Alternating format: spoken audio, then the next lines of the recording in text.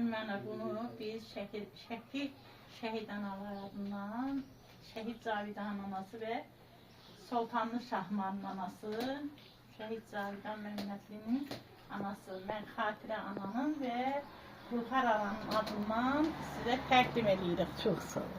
Allah köməyiniz olsun. Allah balasını Ne yerine güzel cənnət hazırlatmış. eləsin. Ne güzel hazırlatmış. Həqiqətən. Çox əyali, çox. Bu şəkilləri hardan tapıb, necə düzəltdirib, malades.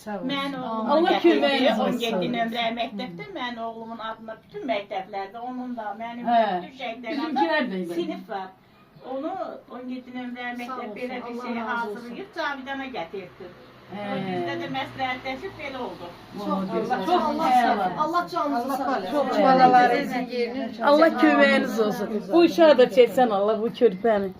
Çok güzel. Bana görür hər şeylər. Çok güzel.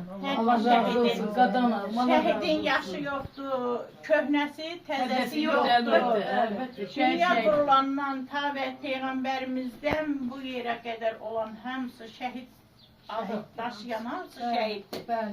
Bütün xalq üçün, vətən üçün canından keçən, cavan canlarını qurban verənlər hamısı şəhiddir. Köhnəli hər birinin məkanı cənnət olsun, məqamları ali olsun. Allah biz valideynlərə dözüm versin. Bir onu istəyirəm Allahdan.